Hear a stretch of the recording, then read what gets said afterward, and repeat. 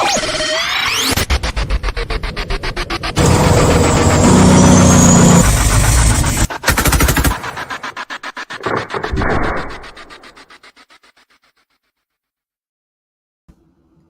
everyone. Thank you for watching The Naturalist Capitalist. I am your host, Reed Coverdale, and I've got a special guest on the show today. She was kind enough to have me on her show. I think it was on Monday, and we had a great conversation over there. I posted a link. I know some of you guys went over there and saw it and subscribed to her channel, which is great. But Olivia Rondeau. Olivia, thank you for coming on.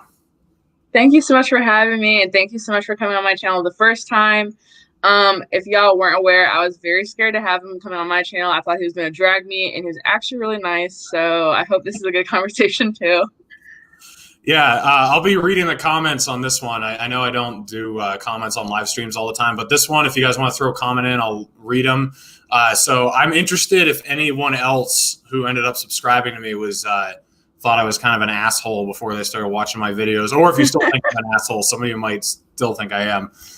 We already got a comment. I enjoyed your chat on her channel, so I'm sure I'll enjoy this one. Well, there you go. I hope you do. So, Olivia, just tell us a little bit about yourself. Tell us what it is you do and what gets you out of bed in the morning. What excites you about life? I do a couple things involving politics. I do a lot of independent journalism. I do my own reporting on my own channel. I do a lot of freelance work for different conservative and libertarian leaning publications. I do a lot of grassroots work. I've worked on a few different campaigns over the last year. Some of them have been with different organizations such as Young Americans for Liberty. Some of them have been directly through the GOP.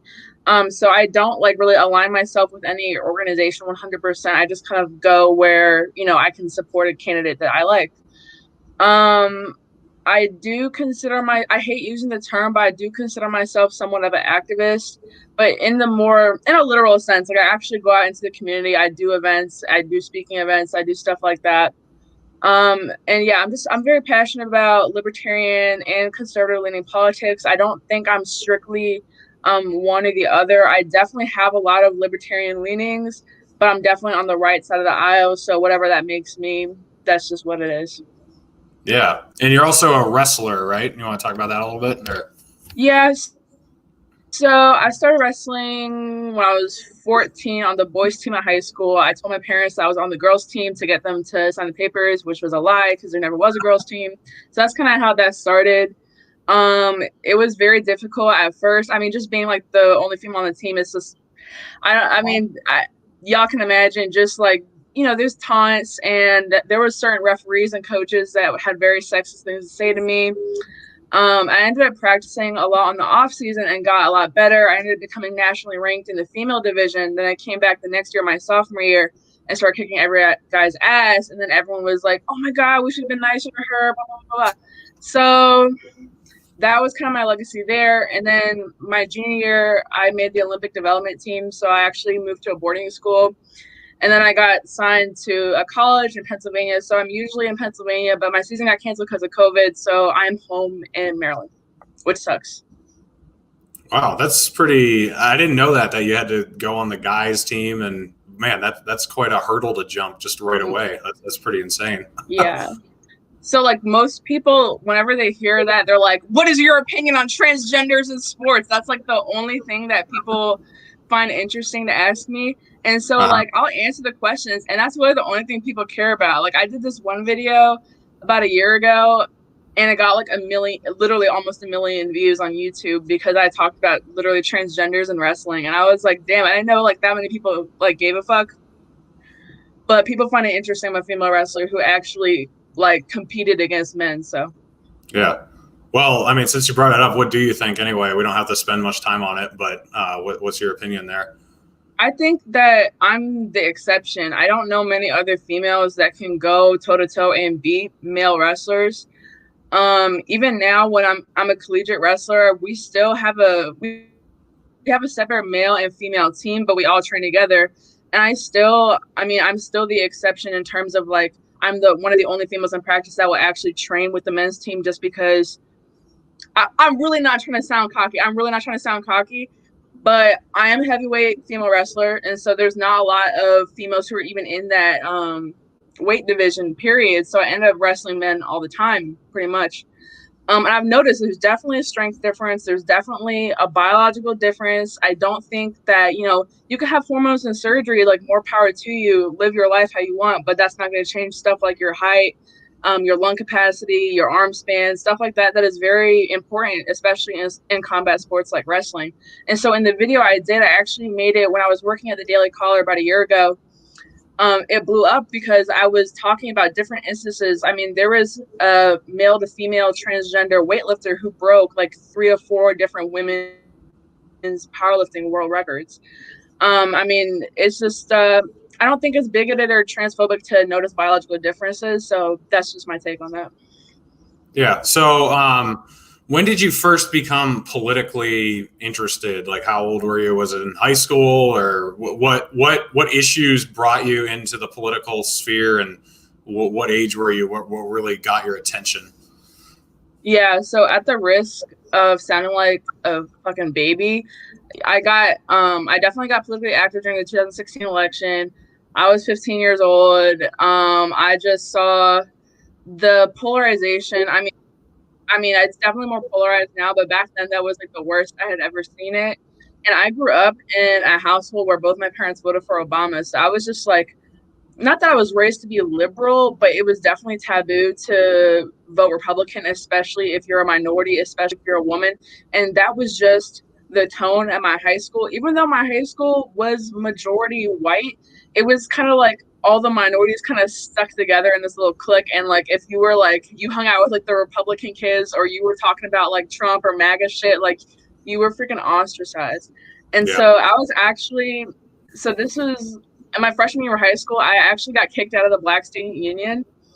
And that's just like, that was just the culture. Like, if you're Black, if you're a minority, you cannot be like thinking like this. So that only kind of like propelled me further. So I started off as kind of like run of the mill, like team, like TPUSA, conservative activist, like whatever the fuck.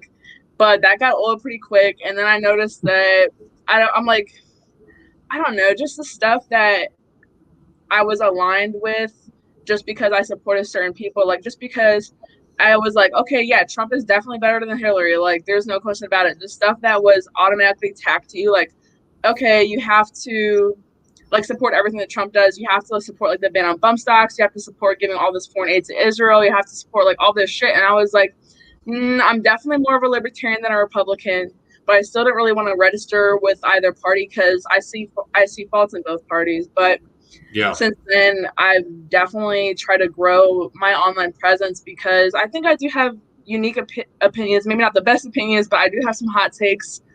And I do end up like informing a lot of people and bringing more people, at least to the conversation of, just being away from like the mainstream TPUSA establishment conservatism to like a more forward front. And I use that to kind of promote libertarianism, but also promote like a pro-Black conservatism, because I think that's severely lacking with the Republican Party. I think it's the reason that while Republicans, I think they generally, and this is generally, have better policy ideas for the Black community, they don't do any outreach, they don't implement them. So I feel like it's important to have that kind of outlook if you do want to bring more minorities to the GOP. So while I'm not in the GOP, I will work with them and in terms of like bringing better policies into the community. Yeah. So, I mean, obviously everything we're going to be speaking here will be generalizations, because obviously every individual is different. Every family has a different upbringing or whatever. But yeah, in general, it seems like the Republicans have mostly just ignored the inner cities and communities of color. And that was what really, actually, one of the things that really inspired me about Rand Paul in 2015, 2016 is he was doing a lot of outreach in the inner cities, and he was talking about a lot of these issues that none of the other Republicans, first of all, wouldn't talk about it, but they also had horrible positions on all of them, whether they were on drugs or mandatory minimums or even like occupational licensing. None of the other ones really talked about stuff like that. He was, don't even get me started on that shit. Yeah. Like, he was actually bringing up the issues that matter. I definitely agree. Go ahead. Sorry, it just got cut off for a second, so I couldn't hear if you were talking or not. But I was gonna agree on your assessment of Rand, because even this past year, people were screaming at him, "Say her name, Right. referring to Breonna Taylor," and he's like, like I literally am. I drafted this bill to like end no-knock raids. Like y'all are doing it too much." And like that's another thing. When the messaging from the Republican Party is usually the exact opposite of what Rand is putting out, then people are just going to assume that all Republicans are like that. I know it's not fair for them to assume that Rand is a racist when he literally is, you know, putting these motions into action to stop police brutality that disproportionately affects that community. But that was just like the stigma. And I'm glad he's proving it wrong, but he's like one of very, very few people that's proving it wrong. Yeah. I mean, I feel like the Democrats sort of do this to poor white people. They kind of ignore them. It seems like the Republicans kind of do that with a lot of black communities. They just they don't cater to them. So it seems like the white community, even though the Republicans don't really do much for them, they kind of just get in line and vote for them. And then a lot of people in the black community do the same thing for the Democrats. And they're not really looking at policies. They're just looking at who has been nice to them or who has approached them or who has acted like they care about you on some level, even if it's not reflected in how they actually vote or how their legislation works. Would you say that's accurate? Or yeah, 100%. I feel like, I don't know, if I was kind of like in like the lower class white demographic, I would probably be very offended at the Democrats kind of not only just straight up ignoring that demographic, but kind of painting them as all like this like hick, backwoods, like racist, KKK loving, like trailer trash, white trash, like all those kind of like slurs and stereotypes. It's like the same shit that the Republicans do to the majority of the black community. And when you look at certain Republican states down south, it's like they're the poorest states in the country. A lot of white people are on like things like welfare and stuff down there, and maybe could benefit from the same things that the black community could benefit from in terms of like, you know, the ending on the war on drugs and certain criminal justice reforms. But the Democrats don't really care, because to them, they're just like racist, poor, blue collar, like they don't want anything to do with them. So it definitely does go both ways.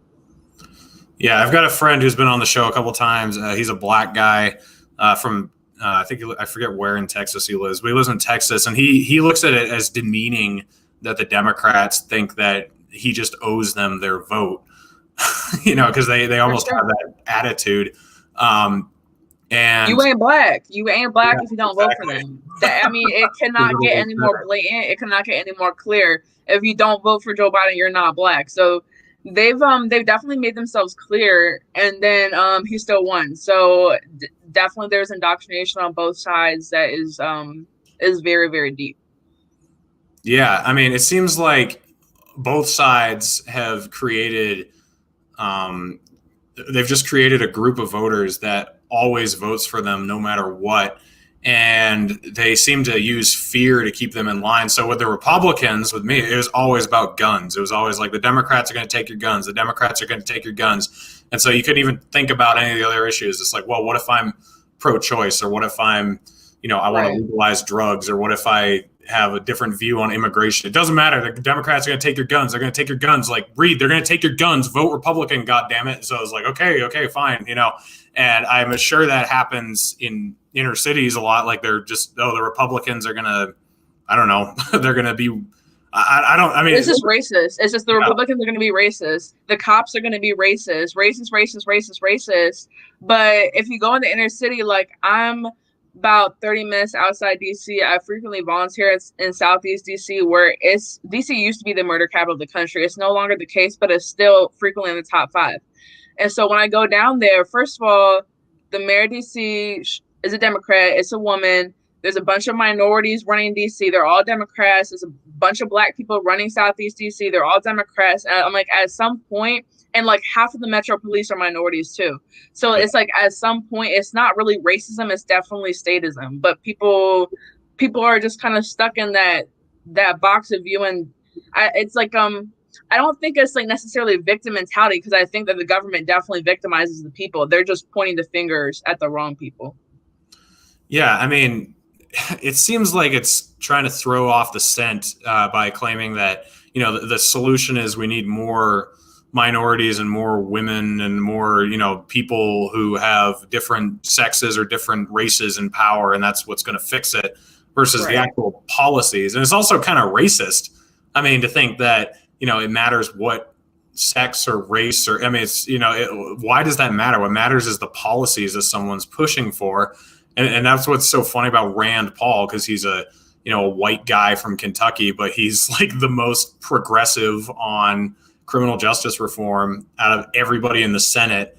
And he's, I mean, it's just hilarious, like, to see how he gets butchered, especially, I don't know if you read much about it, but the Anti-Lynching Act, did you read up on that? Yeah. That shit was all virtue signaling. Everyone was so mad. Everyone was so mad at anyone who just hesitated to vote. Like, oh my God, the Republicans want to make lynching legal. Oh my God. I'm like, murder is already legal. You clearly you cannot hang people. Clearly you cannot lynch people. But because the specific term lynching is not in the books, then apparently lynching is legal.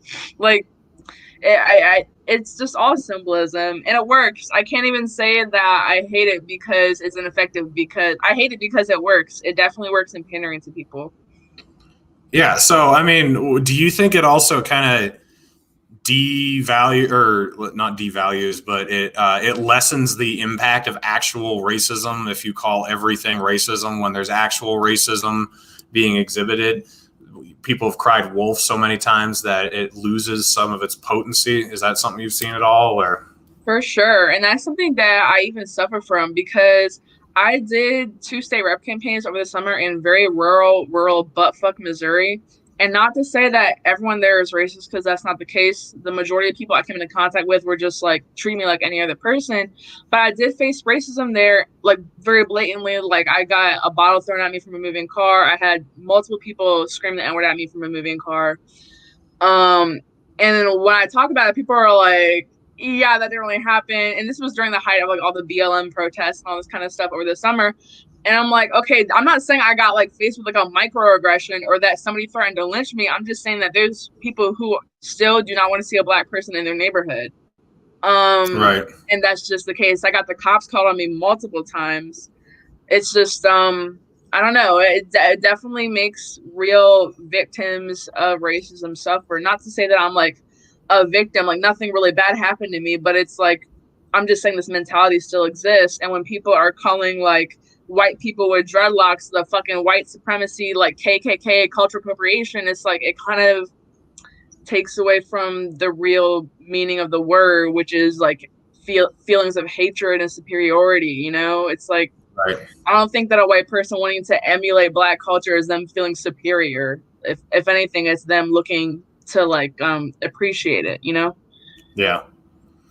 So how did you feel with the riots going on last summer? Like, what was your take on everything that happened, like George Floyd's murder, and then, you know, the reaction to it? What was I wasn't following you at that time. So what was your message then, that we need actual criminal justice reform, or what were your thoughts? Yeah, for sure.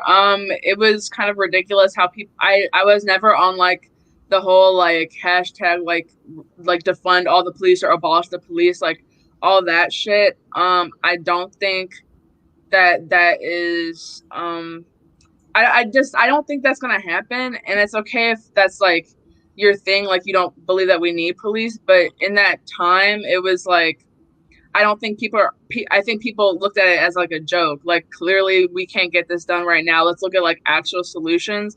So when I looked at people like Rand Paul who responded during the Breonna Taylor thing, I was like, okay, at least somebody's, you know, putting some solutions on the table. And this comes after people looting, people like burning down the Burger King, breaking into Walmart and shit, like Antifa, Black Lives Matter, blah, blah, blah, blah.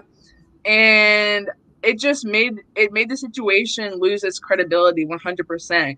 It made the movement lose its credibility, because now I can't say like, oh yeah, I support BLM, and people will just be like, oh, you support like this Marxist terrorist organization that trashes the neighborhoods and breaks down buildings. I'm like, no, I just think Black Lives Matter. But now you can't say that because it completely ruined the original meaning.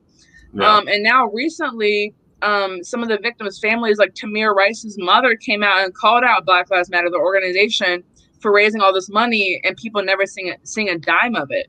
So definitely, BLM definitely handled that shit wrong. I don't endorse the organization at all, but it definitely empowered some people to take advantage of the situation, do some horrible things. So when I was in Missouri and had the chance to talk to some people who, because basically what we were doing is we had our candidates, but I would eventually start conversations with people like, okay, what's your biggest issue? You know, what is your biggest voter issue right now? And a lot of people in rural buttfuck Missouri, 2 hours away from St. Louis or any city, were like, Black Lives Matter. That's my biggest issue. Black Lives Matter. They're coming here. They're coming to burn down our fucking Dollar General. I'm like, okay, like let me listen to this. Like, let me see if I can dispel some myths here, because I feel like I talked to a lot of people who weren't hateful towards Black people, but they were definitely ignorant of, you know, just because there was literally no Black people there. Like the whole time I was there, I never saw one minority, not even like no Hispanic, no Asian, like not one minority. So it was definitely people who were just kind of like afraid of what they don't know. And that's the damage that BLM did. I think it definitely caused more racism and ignorance than it ended. I don't know a single white person that was racist that saw the looting and shit and was like, I was wrong. I was wrong. Those Black people aren't that bad, you know? So it was definitely counterintuitive. Yeah, it seems like if you want to create racists, that the way you do it is tell people who have questions or don't know about something, you tell them to shut up and that they're racist and that they hate everybody. It doesn't work, right? Yeah, I mean, not just with racism, with anything. If you want to convince anyone of anything, that's just a really bad way to go about it. Yeah, I mean, criminal justice reform is one of the first things that started dragging me away from being a Republican, because I'm a truck driver. And I've just had so many run-ins with cops that are just ridiculous, and I hate cops. Me too. They just Me suck. too, dude. So, when this happened last year, I was like, okay, this is a great opportunity for some real reform, because we've got a lot of angry people right now. And if they could just get their shit together and say, hey, we want to end qualified immunity, we want to end no-knock raids, end civil asset forfeiture, and demilitarize. I mean, I don't know, if we just came up with like 5 things, these are what we want. We demand this of you, Congress, do it right now. But that didn't happen. I mean, nobody knew what any of these issues were. You know, it just turned into a culture like race war instead of. No one on the left was talking about ending qualified immunity. No one on the left was talking about like no-knock raids and no-knock warrants and shit like that. Like, they literally didn't give a fuck. They were just saying ACAB, BLM, abolish the police, defund the police. And it's like, okay, like I'm definitely pro defunding like factions of the government, but we have to do this in a way where I don't think every police officer is bad, but what I do think is that every police officer signs up to enforce laws that could be good or bad. And they're all, you know, under the guise of you will use violence to enforce that law. So it's kind of like, I don't want to say like they're just following orders, because clearly they know what they're signing up for, you know? Yeah. But the only way to really reform that is to change the laws. And that's not just like policy. That's also things like you mentioned, ending qualified immunity, but literally nobody gave a fuck. Nobody was talking about that. They just wanted to loot and riot and raise donations that never made it to the victims' families, and also ignore white victims and other races, victims of police brutality. It had no room for them as well, even though there's police brutality is an issue regardless of race, and I'm not going to sit here and act like it only affects Black people. Right. I think Black neighborhoods are definitely over policed, and it probably disproportionately affects the Black community, but the nation is mostly white, so there's going to have a large portion of white victims of police brutality too. I mean, we were talking last week when you were on my channel about Duncan Lemp, who happened literally the same week as Breonna Taylor. I think it was the day before or the day after, but it was definitely the same week as Breonna Taylor got shot in a no-knock raid. He was also shot in a no-knock raid because he illegally owned a firearm, and that was his only crime. So they basically completely ignored that. Yeah. So I want to talk about conservatism and libertarianism because I was a conservative initially. And as I said, police reform is one of the first things that started dragging me away. Um, let's see. So I graduated high school in 2012, and then in 2014, I really started rethinking my political philosophy and my religious philosophy, just everything. And I had a few run-ins with cops being a truck driver in New Hampshire, and it just really pissed me off. Another one was in my car, and they didn't hurt me or anything, but they stopped me for like an hour on the side of the road and had me get out of the car and put my hands on the car, and there were like 6 of them there, and they were just questioning me like all for no reason, and then they just let me go. So I was just kind of like, fuck these guys. They're abusing their power or whatever. And then I moved out west for a few years. And then immigration was the next thing that started pulling me away from conservatism more. And then by the time 2016 came around, I was pretty much a libertarian, because even when I was still a Republican, Rand Paul and Ron Paul kind of pulled me away from like the neoconservative ideas of like imperialism and the war on drugs, things like that. I didn't really buy into that ever, but I started to get pretty active about immigration reform and police reform, and those are things that the Republicans just don't care about in general. But I was wondering what brought you from like the TPUSA to where you are now. Like what transformations have you gone through since then? I'm not even gonna lie, it largely had to do with how I was treated by people in that faction of conservatism that kind of led me to seek out other ideologies. This is not to like paint every like neocon or like teen conservative Republican activist with a broad brush, but I found it very unaccepting of different ideas. And whenever I would speak up about something like, that's actually racist, like, what are you guys talking about? Like, they would be like, you just have a victim mentality. You need to get off the Democratic plantation. You need to Blexit. I'm like, what are you guys talking about? Like, I'm a conservative. So I feel like, people always do the thing where it's like, Black people don't have to be a monolith. They don't all have to be Democrat. But if you're on the Republican side of things or the conservative side of things, they definitely expect you to be a monolith.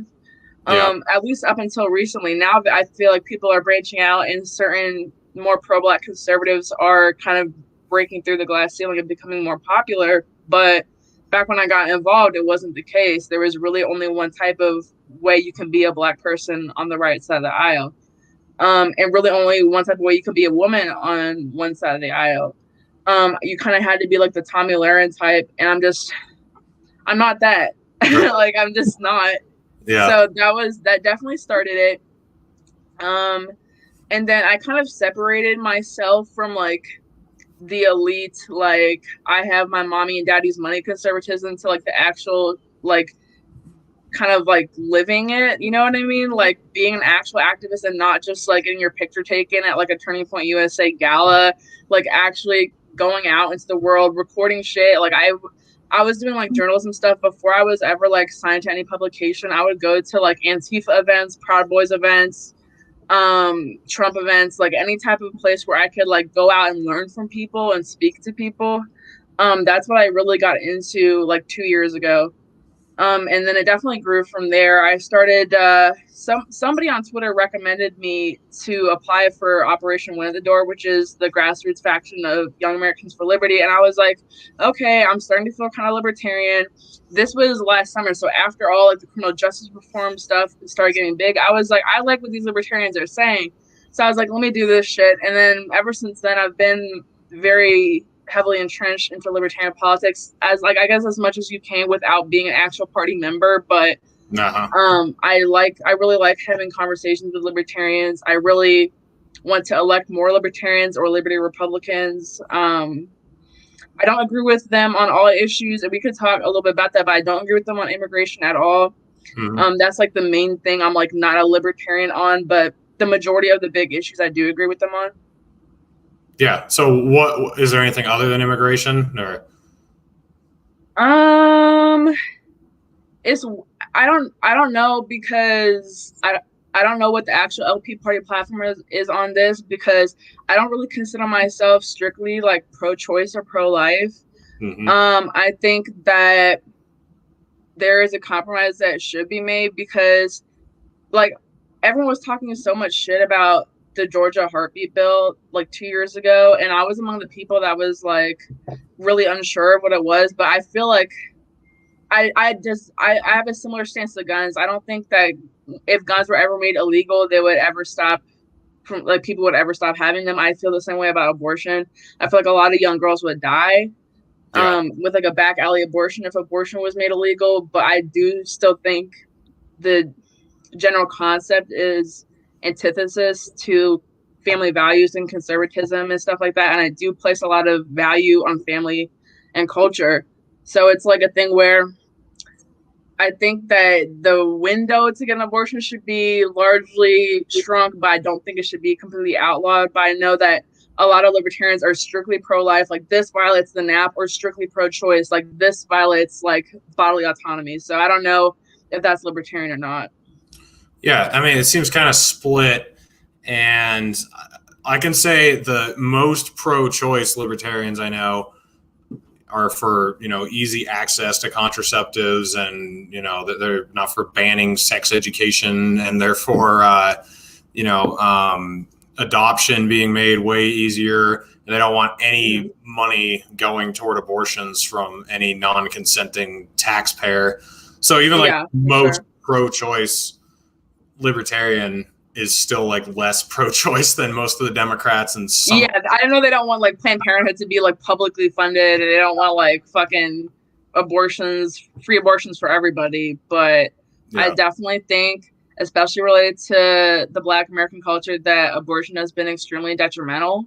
Mm-hmm. I find it very suspect that Black Americans have been 13% of the population for the last 100 years, while other minority groups have grown exponentially. I find it very, very suspect that, I mean, there's certain statistics that really get me, like how in New York City more Black babies are aborted than born every year. Yeah. So I'm like, there's definitely an agenda here. It's definitely racist, and it's definitely targeted against poor minority communities. So I can't like sit here and be like, oh, I'm a libertarian. Like they could just fine, like genocide is fine. Like I don't. It doesn't sit right with me at all. Yeah, no, I completely get that. And man, being a guy, it's something that's been hard to talk about because, if you have an opinion on it, then you just get canceled or whatever. But I was completely pro-life growing up. And then I've just had obviously I'm an anarchist at this point. So I kind of echo what you said earlier about how I don't think banning it is going to solve the problem, just like with guns or drugs or immigration, whatever. Like you can try to outlaw something, but it's still going to slip around the cracks. So to me, it's all about removing the things in society that make it happen so much. It seems like it's happening because of poverty, because of, I think the number one group of people having abortions is Protestant women. And I think that has a lot to do with shame and religious culture around getting pregnant out of wedlock. I don't know that, but that definitely makes sense. I mean, growing up very religious, there's definitely a lot of shame as a female. It's kind of drilled into your head, like you are fucking dirty and ruined if you do this before you're married, and like God forbid you're pregnant, because you will get excommunicated. The church will not help you, but you're somehow not supposed to have an abortion, or like there's really just no options for you. So yeah, I definitely feel that. Yeah, so I just feel like it's a societal issue that so many people think it's the only solution. We need to make it obvious that it's not the only solution. And, I think there's a lot of problems that lead up to it that we can deal with instead of just dealing with the symptom, which is the abortion, like ban abortion. It's sort of like gun violence, that's why there's so much gun violence in inner cities, because of gangs and because people can't find meaningful employment in other ways because they have records from selling drugs. So they just get into like this cycle that perpetuates their lives into being crime ridden. So there's a lot of gun violence, so a lot of people just go after the symptom. And I'm going to tie this into immigration. This is why I am a libertarian on immigration, because I feel like a lot of the Republican solutions to immigration, they're just dealing with the symptoms. It's just build a wall to try to stop them from coming over. There's nothing about, hey, maybe we shouldn't be destabilizing these countries in South America or Syria, even, like the talk of Syrian refugees coming over here a few years ago. Like maybe we shouldn't have, destroyed that country in the first place. And I think a lot of it also has to do with the way the welfare state is set up. And, I think there's just a ton of solutions to immigration aside from just trying to stop people from coming here. And I think that the black market we've created with immigration has also put a lot of things into the shadows that otherwise would be a lot easier to see and understand what's going on. But what's your opinion on immigration overall? You definitely have some merit to your argument there. I think that I 100% agree that there are definitely symptoms to the issue that Republicans or anybody really doesn't want to address. Destabilization in Latin American countries plays a huge part in this. The war on drugs plays a huge part in this. There's definitely a reason why Mexican cartels are very, very powerful, and they cause a lot of death, destruction, because drugs are so illegal and criminalized here in the U.S. But as a conservative, I also think that culture is very important. I think it's like my dad asked me this question because we disagree on immigration as well. And he brought up an anecdote that actually it led me to kind of make what I thought was a pretty good point at the time. But he brought up one of my friends who is a Nigerian immigrant, and he goes, well, look at their family. Like, they completely assimilated fine. I don't think that immigration is an issue at all. Like, these immigrants that can come here and just, assimilate to the community. But I was like, okay, but my friend from Nigeria, she didn't move here to a place that already had Nigerian immigrants. She moved to a very American area. I think that's why they're able to assimilate. That's not to say I'm like, before anyone says I'm racist, I'm not. But I'm just saying, I believe that certain cultures are more conducive for libertarianism than others. Mm-hmm. I think that the American culture is definitely superior to most on earth, and that's not racial. I think American culture is far better than most European cultures or most African cultures, just anyone. I just think that that's just my opinion. And so people are like, oh, like this certain immigrant group is full of hard workers and they're super conservative and they're religious and blah, blah, blah, blah, blah. I'm just like, that's all fine and dandy. But I do think that for this liberty society to work, we do have to have somewhat of a homogenous culture. And that's not to say like homogenous in terms of race or phenotype, but I see, places where there's a lot of, I live in a place where there's a lot of immigration. I live in a place where Latin American immigration has spiked exponentially since I've even been born. It was virtually none since I was born, and then it like kind of exploded since then. And I've seen a lot of problems involving gangs, involving things like that. And again, we do have to address the symptom at the root, where it's like, okay, well, the gangs are powerful because, and largely in part because of the war on drugs and things like that. But this kind of unfettered like mass migration that people defend all the time for the sake of, keeping like the libertarian principles, for the sake of like just seeming consistent, I don't think it's realistic at all. Mm-hmm. Yeah. So for me, it's not just remaining consistent, because it's actually one of the things that made me a libertarian, from a Republican. It was mostly realizing how ineffective the stops that they try to put in to just keep people from coming here are, and how abusive they are too, and what a violation of civil liberties they have too, in order to, find people who are illegal or whatever. Because I lived in Arizona for a while, and they had checkpoints on the sides of the road that they would just stop every car. And if they wanted to, they could just pull you over and rip your car apart, and, without really any due process. They weren't supposed to, but they did. They would tell someone to pull over, and of course they're going to do it. And then they could basically do whatever they want. I think like when you're within 100 miles of the border anywhere, they can, it's something crazy like that. it's like you don't even have to be that close, but they can just do whatever the fuck they want. Yeah, and so I mean, and then most of the immigrants that came here illegally, they came here on visas, and then they just overstayed their visas. So this whole distraction of building a wall across the entire southern border and trying to build this giant apparatus to track everybody and figure out where everyone is, and all these ICE raids. You want to talk about criminal justice reform? ICE, the raids they do, a lot of what they do is pretty unconstitutional. They just have authority to go in and kind of act like a secret police, do whatever they want, and they get away with it. They're not really overlooked like a lot of other areas are. So I don't know. I mean, that was my biggest reason that I started moving away from the Republican ideas I held. Because when I was a Republican living in New Hampshire, New Hampshire's like 98% white or something like that, and there's like zero Hispanics there. I mean, almost none. And so to me, it was just an issue that I had no contact with. It was all cerebral.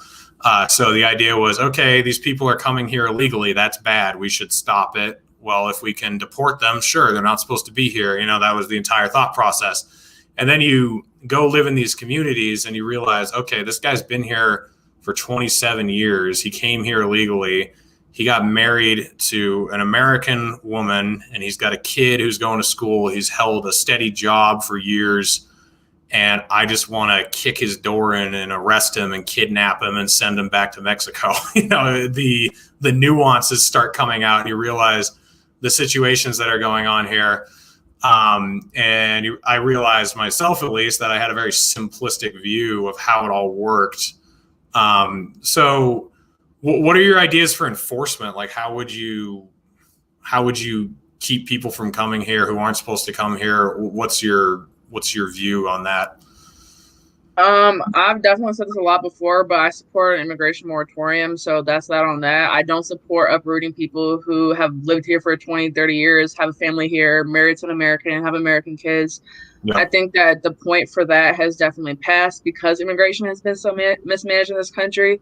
So I think that to even begin to move forward, there has to be some type of immunity or something like that, because I personally don't know of anyone that is in my life that's an illegal immigrant, but I just think of like, what if this person who is a staple to this community was like, I definitely disagree with uprooting people who have been here for decades or have a family, stuff like that.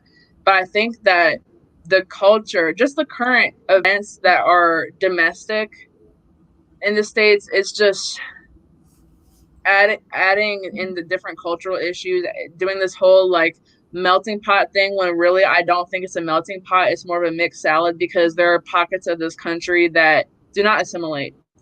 I think it is detrimental. And then when I think of it in terms of through like the lens of being pro-Black, I definitely do see negative impacts of immigration in the Black community. Mainly it's definitely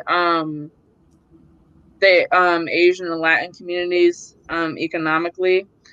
I can go more into that, but that's I haven't really thought too much about like the whole like abolish ICE thing, because I'm not a fan of any government faction. I just I don't know what I would have to like replace it with if I do want to enforce a border, Mm-hmm.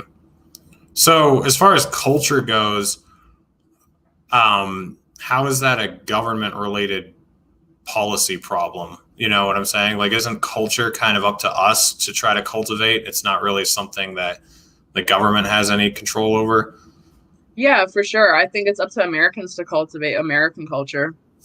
I don't think it's up to people who are from a backwards butt fuck culture that wants to decapitate gay people and thinks that such and such sends somebody to hell, or thinks that such and such, like, women shouldn't have the right to do such and such. I just like, I don't necessarily want to surround myself with people who believe in that shit. So that's kind of like, that's my trade-off. I think we can have a really good libertarian society if people kind of have a more conducive culture, I guess. Mm-hmm. So this is just all anecdotal, but from my experience, because I've worked with a lot of Mexicans, they would always show up on time. They worked 3 times as hard as any of the white guys on the roof. I was roofing. I did it for like 6 months in Denver, Colorado. They would buy their tools and they'd be ready to go, and they would just they just were way more efficient than any of the white guys that I worked with. If we had a new hire and it was some white English speaking guy, we figured, okay, he'll last 3 days. Then that usually was what would happen. He'd last like 2 or 3 days. And if we hired a new Mexican guy, I would be like, okay, this guy's probably going to stick around. And that's what would happen. And it wasn't, there's this argument that it's driving wages lower. This was a roofing job that the starting pay was like $15 an hour, which is not poverty wages by any stretch. And they just could not get people to come work. They couldn't get normal white Americans or just any Americans to come work there. So all these Mexican immigrants who had work permits, they would come and they'd work hard, and they'd come early, they'd stay late, they'd do whatever they had to do. And then, they'd buy beer and go home at the end of the day. There's obviously gangs that exist in Hispanic communities, but I haven't been convinced from my interaction with these people that overall they're bringing a negative cultural addition to the United States. They're very hardworking. Most of them are really religious, which I'm not religious, but a lot of religious families and cultures, they're very strict on certain things that keep them in line. And they're dependable. Like if you needed help, if I needed help with something, like one of them would come help me if I needed it. So I'm just not sure that the overall cultural addition is a negative, I guess I'd say. I definitely understand that, and I'm not even going to rag on you for an anecdote, because I definitely have positive interactions and anecdotes with immigrants from many different places as well. My thing is, I could have the best Mexican friends in my life, and I do have very many Hispanic friends just because of the area I live in. That doesn't mean I want to live in the United States of Mexico, though. I think that the best people sometimes come here and make the best decisions for themselves. They completely assimilate into like the American way of life, and they're super hardworking and they're super like Christian and whatever. I still don't want to live in Mexico. Mm-hmm. So there's definitely a difference between immigrants who move to a majority non-immigrant area and immigrants who move to a majority immigrant area. So before there was the huge immigration boom here, I would say that the culture was definitely different, as opposed to now when new immigrants get here, it's a neighborhood entirely made up of people who have come here within the last 10 years. So that kind of relates to my point earlier where my dad was trying to talk to me, like make that same anecdote about my Nigerian friend, about how her family is like super successful here, blah, blah, blah, blah, blah. But I'm like, they didn't move to a majority Nigerian or majority African immigrant place. They moved to an American neighborhood. I think that's the way that, the hardworking culture and like the American dream and stuff is accomplished. Yeah, I think a lot of that segregation, if you want to call it that, is because of government policies, because a lot of these Mexicans will move to if they're in certain states, they'll move to certain areas of the city where they know they're going to be able to find a job illegally, because otherwise they'll get in trouble if they try to get a job somewhere else. And it encourages them to work under the table, which, it's just that entire prohibition mentality. Like once you're dealing with prohibition as an employment, it forces you into the shadows, and then it also affects the rest of your life. It forces you to collectivize with other people who are also living in the shadows. Whereas if there weren't these, crazy consequences for just getting a job normally, I think you would see more assimilation. You'd see less of that segregation. You'd see people getting jobs all over the place. You know what I'm saying? I definitely see that, but at least in my area, there's not a lot of deportations around here. From what I've seen, a lot of people are not necessarily worried about that per se. There's been a huge issue here with human trafficking in the public schools here, and it's crazy how this even happens. But um, there's been immigrants who have been members of MS-13 or other Latin gangs around here who are 18, 19, 20, 21 years old who are somehow still allowed to be in high school. I don't know how it works, but there's been issues of girls getting snatched, girls getting raped from the high schools and stuff like that. I'm like, that's pretty bold. You're enrolling in public school, and you're not here legally. That's pretty bold. That's not them looking for like, oh, if only I could have a normal. No, you're definitely in the system and definitely making yourself known for sure. Also, can I respond to a comment? Go ahead, yeah. So I saw a comment that said, "How do the European immigrants treat the native cultures?" Fucking horribly, fucking horribly. I think that the natives should have probably built a wall or enforced their border better. So that's that on that. I don't think that that's like a comment on like, oh well, the white people treat the natives so bad.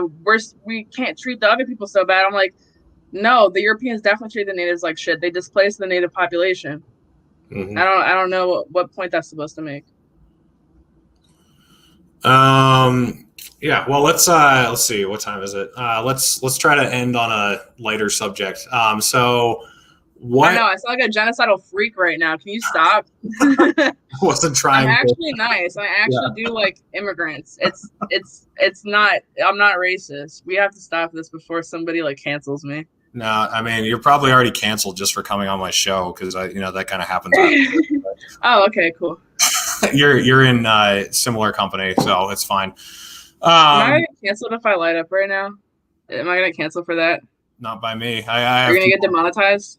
No. All right. Well, I'm not even monetized yet. I'm still waiting for approval, and I have a feeling that I'm not going to be approved because of the people I've had on my show. So we'll see.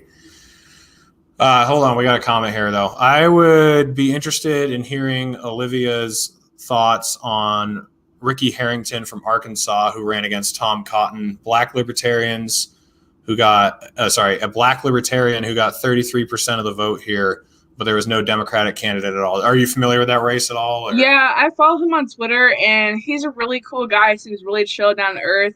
I saw he posted that one thing like a week ago that was like, if anyone has a podcast, I will go on it. And I commented. I never heard back, but I still want him to come on my channel. Okay, well, I'll let him know. Well, you know him? Yeah, he's coming on my channel next Thursday, so I'll let him know that you want him on your show. Yeah, I would definitely like to speak with him just because it's not as bad in the LP, but there definitely is some messaging from certain libertarians that definitely does not do any favors to bring black people over to like the libertarian side. Yeah. And so I definitely like to talk to an established black libertarian. I talked to Larry Sharp not too long ago. Actually, it was kind of long ago, like probably like 4 months ago. But he had some really great insight to provide on that. So I would definitely like to hear more from Ricky. He seemed like a cool guy. What do you think about? I mean, I'm there might be a problem with like bringing black people in, but I feel like with women, like I feel like libertarians are pretty sexist in general. Do you feel that? Or after the Yao 2 shit happened, and I saw certain libertarians, male libertarians in the comments like, oh, they were asking for it, or they should have known better, or what do you expect? I was like losing my shit. Yeah. I was that was definitely awful. But I will say that I've never experienced like sexism or misogyny or like harassment in Yale, but that doesn't discount other females' experiences. I don't think that the libertarians have such a bad view on women as the Republicans, because I could post like a normal ass picture of some fucking boomer is gonna be like slut, and it's like a fucking MAGA page. So I don't know. Messaging could definitely be improved when people come forward with stories of like sexual harassment and stuff like that, because it does happen to men for sure. I think men definitely do get stigmatized, especially if the assaulter is a woman. But the way that people reacted to the Yao 2 stuff was just, it really irked me. And it was people who I kind of looked up to and people that I really thought their voices were important in the liberty movement.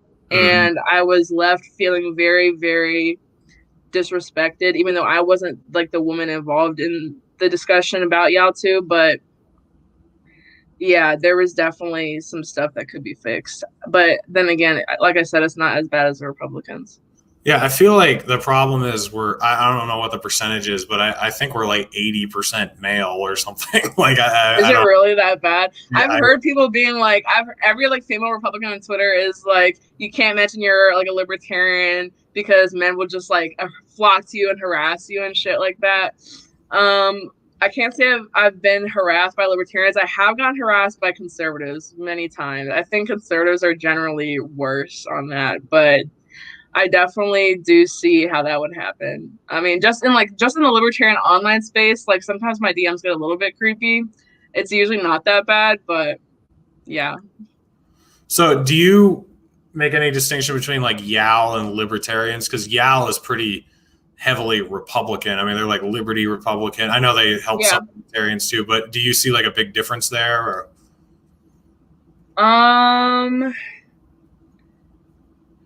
I will say that I should say that the majority of the YAL people were very supportive in the YAL2 thing. But like I said, there were some notable people who are people that I know and people that I have worked with on campaigns before, who were definitely very, I don't want to say they're misogynist, but definitely kind of like, this isn't real. Like, women don't have these problems. Men haven't done anything wrong, blah, blah, blah, blah, blah. So yeah, definitely, YAL's definitely more Republican than libertarian, or like more conservatarian, which is kind of where I see myself. So not that I have a problem with it, but some of them definitely cap the Republicans too hard, especially when shit like Me Too comes up. And I definitely fell into that trap years ago when I was kind of still in like my hyper partisan like teen activist phase. When people had accused Donald Trump of sexual assault, or people had accused just any, or like Clarence Thomas or any large Republican of sexual assault, and the knee-jerk reaction from the right is like liar, liar, liar, slut, like just straight to like the defamation. But as soon as Cuomo has a couple allegations, and I haven't been following that closely, but to my knowledge, none of the allegations say he raped anybody. It was more like he kissed me or like he hugged me. I didn't want him to. Correct me if I'm wrong. But it was like Republicans are very, very quick to be like, throw that man in jail. But there's definitely some Republicans with a lot worse allegations. So when I see certain people in YAL kind of pander to that like Republican, very partisan way of thinking in terms of women's issues, in terms of sexual harassment, I definitely did get turned off. And it was definitely, like I said, it was certain people I looked up to in the organization. And like the two main people who were accused, Cliff, I've never met him. Grice, I've never met him in person, but we did have many phone conversations. I was working not directly under him, but he was in charge like all of the grassroots shit with YAL. So whenever there was like a campaign or something he wanted me to be on, including in Mobilize the Message, which I don't know if people know, but that's like Cliff and Grice's side grassroots organization that's not necessarily affiliated with YAL, but it's like all the same people in it, but there's no HR. And so they would ask me to, join this MTM campaign. And that's actually who I was working with when I was in Savannah knocking for the Senate runoffs in Georgia. And in my interactions with him, it was never like sexual at all, but I could definitely see how he would be the type. I could definitely see it. And then the amount of people in MTM and the amount of people in YAL who cap for that shit, like, it turned me off.